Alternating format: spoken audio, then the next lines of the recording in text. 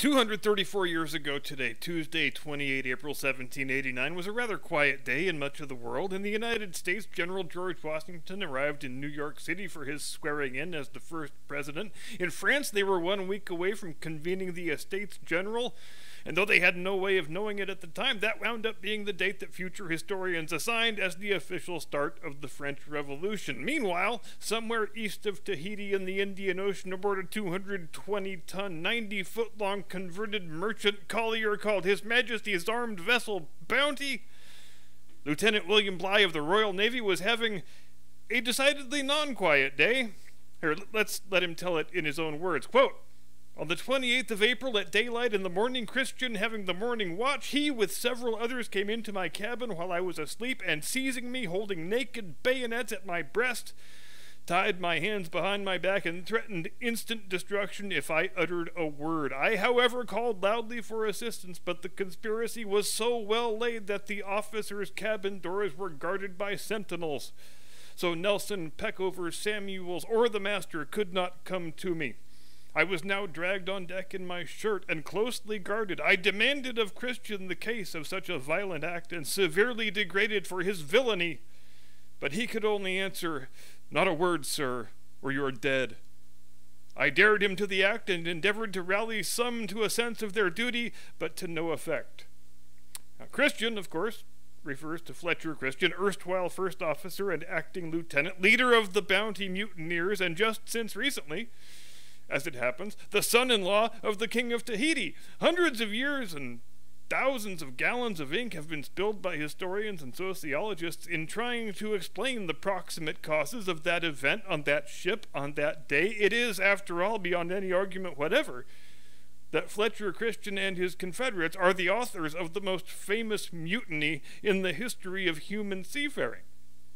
For a long time, the narrative that prevailed in the public consciousness, and which was aided in no small part by Hollywood artifice, was that this was a simple cut-and-dried morality tale of a group of fed-up crewmen revolting against a cruel, paranoid tyrant of a captain. And sure, it makes for a much more entertaining story when Captain Bligh is some mustache-twirling movie villain who has men flogged for no reason just because he enjoys floggings so much. The problem with that view of things is that there's not a scrap of anything in the historical record to substantiate the idea that Bligh was that sort of commander. In fact, when you look at the man's life's work and his service record, he wound up retiring as Vice Admiral of the Blue, by the way. You see a man who had, on the whole, a fairly enlightened view of the world for a late 18th century British naval officer. There's no evidence that he enjoyed having people flogged or that he imposed that type of punishment more excessively than his contemporaries did. If the man had been a cruel, sadistic psychopath who doled out physical punishment for sport, it seems very highly unlikely that he would have gone on to have a perfectly spotless career and matriculate all the way to Vice Admiral of the Blue, which is basically number 5 in seniority in the entire Royal Navy. Guys who are cruel, twisted psychopaths don't have military careers like that. And it also speaks to the quality of Bligh's character that he was found innocent and blameless by the Admiralty Board at his court-martial when he got back to England. Because a captain gets court-martialed any time he loses his ship, irrespective of the circumstances. They handed him back his sword and he got on with his career, which hadn't been a particularly distinguished career up until that point.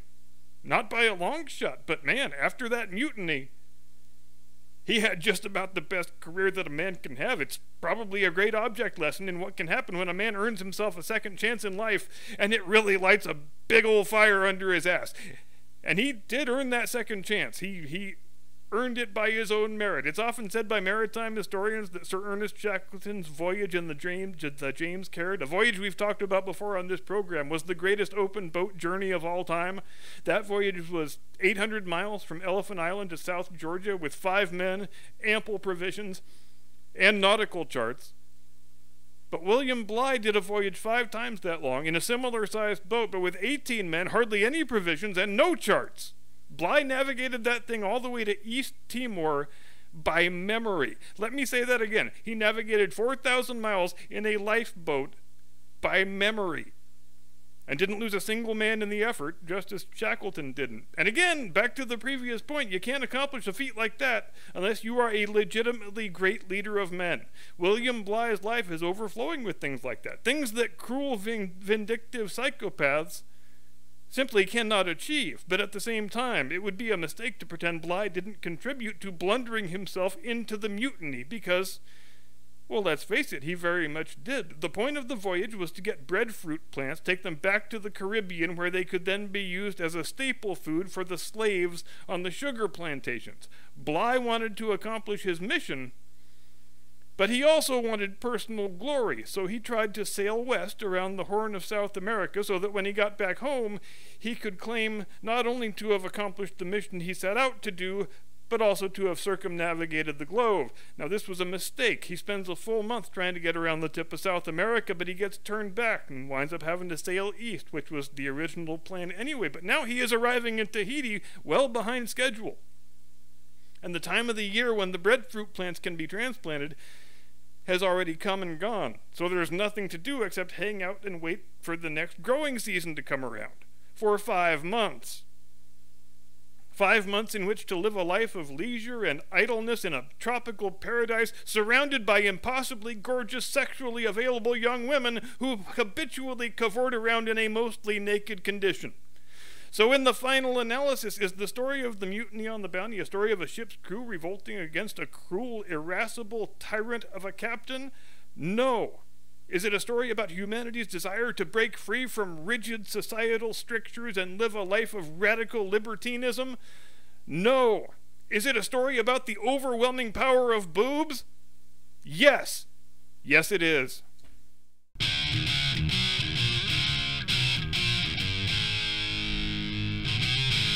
From high atop the battlements of Castle Curmudgeon, where the power of boobs is a tale as titillating as the tightest of t-shirts. Good evening, Mr. and Mrs. America, and all mutineers at sea. Welcome to the program. I am your eponymous host and humble servant. Now, Hollywood has done quite a few, but three famously high-profile treatments of the Mutiny on the Bounty story. The first one was 1935 with Charles Laughton as Bligh and Clark Gable as Christian. I've never seen that one personally, but I have seen the other two, both of them fairly recently, the 1962 picture with Trevor Howard and Marlon Brando, and the 1984 picture with Anthony Hopkins and Mel Gibson. And before I launch into the comparative movie review, one more note on the real-life event.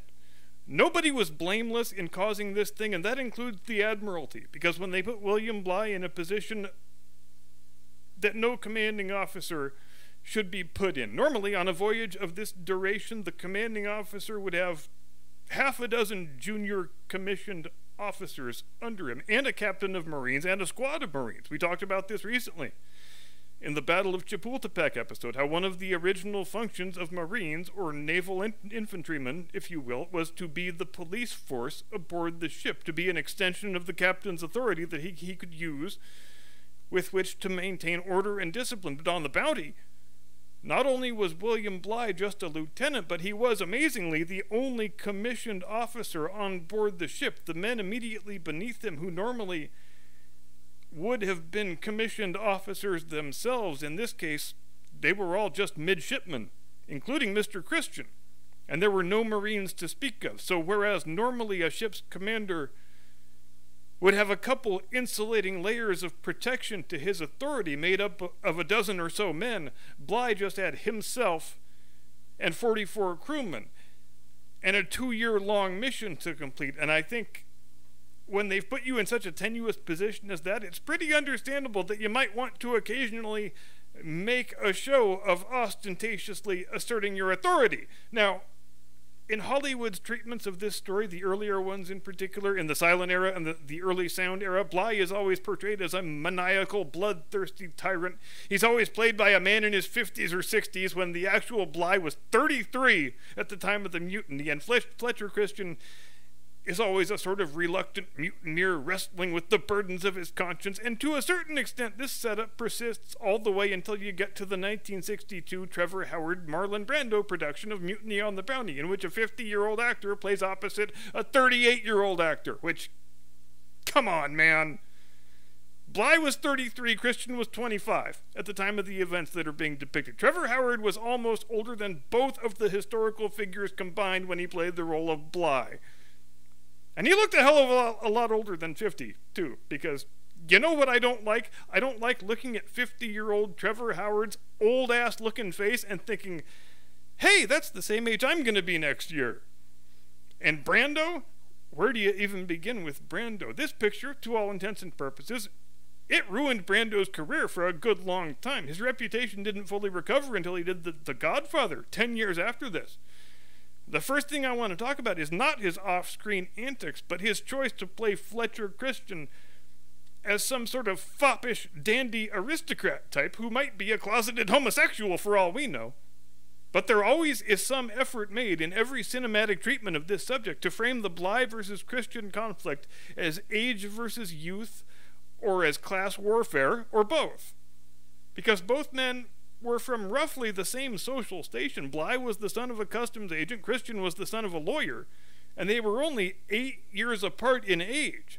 But the way Brando plays the role with this very clipped, very over-the-top, upper-class accent, he sounds not too far off from the current king, if I'm being honest. I wonder how much that had to do with the accent itself. You've heard me talk before about the eminently undistinguished track record that American actors have when they try to play British. But if we're looking just at the quality of the accent here, Brando's is probably one of the better ones. There aren't that many times when, if I didn't know better, I would be impelled to say, oh dear, that's an American actor trying to play British. Please make it stop. And that's to his credit, I think. If you're an American actor trying to play British, it's probably the safest bet that you go with that sort of clipped, upper crust, aristocratic accent. Now, Fletcher Christian as a foppish dandy, if it originated with Brando wanting to do that accent, I think that probably makes sense. But in any event, this picture was where he earned his reputation as a director killer who no sane filmmaker would ever want to work with. When you're already making the most expensive motion picture in history and your director quits the project after 5 weeks because he can no longer stand to be in the presence of your male lead, welcome to Brando land. Apparently it was a regular occurrence that Brando would show up on set in the morning waving a stack of pages around announcing that he had rewritten all of his lines for that day's scenes. And look, boys, we can either shoot it my way, or I will go pout in my trailer, or I will intentionally ruin all of your takes until we do it the way I want. And when the picture came out, it was a critical and a box office disaster, but I think, frankly, those reviews were more reviews of Brando's behind-the-scenes antics than they were fair evaluations of the picture as a whole on its own merits, and that's too bad, because there are things about this movie that deserve the highest of praise. If any film has ever looked better than this one in terms of image and color quality, I defy someone to show it to me. 70mm Ultra Panavision, the film that was so expensive to shoot on, everybody just stopped doing it. And that's why big budget epic movies in the 60s looked so much better than they ever did before or since. You can give digital cinematography 1,000 years for all I care, and it will never produce an image that looks as good as super widescreen film stock. And there's another distinction I think we don't make often enough when talking about historical filmmaking, and that is the difference between accuracy and authenticity. Mutiny on the Bounty received a lot of criticism, and deservedly so, for being historically inaccurate, for portraying Fletcher Christian as a foppish dandy aristocrat and William Bly as a two-dimensional cartoon movie villain, and so on. But where the picture can and should be faulted for inaccuracy, it should just as well be praised for historical authenticity, for meticulous attention to period detail. They built a fully functional seagoing replica of the Bounty, for God's sake, and did nearly all of the shooting out on the high seas, which was the way you did things back before they had fancy Horizon tanks in Mexico you could go to make everything easier. The same replica, incidentally, was used for the Bounty in 1984, but you won't have any luck going to see her today because she got sunk by Hurricane Sandy back in 2012. And speaking of the latter picture from '84, that's a case where they sort of did the reverse, where they prioritized historical accuracy over historical authenticity. Anthony Hopkins probably gets us closer to the real-life William Blythe than we'll ever get. He's a capable man, a motivated man, devoted to his duty, but he is also a humorless martinet, prone to sudden outbursts of anger. But we've still got the same problem with the actor being way the hell too old for the role.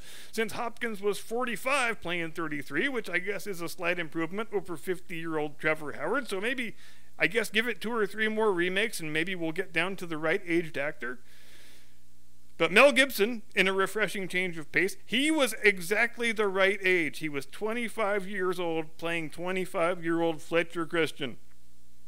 And I think having an appropriately young actor playing the role probably helps us get closer to the historical reality, which was that Christian and the mutineers, like countless men down through the ages, succumbed to the power of boobs.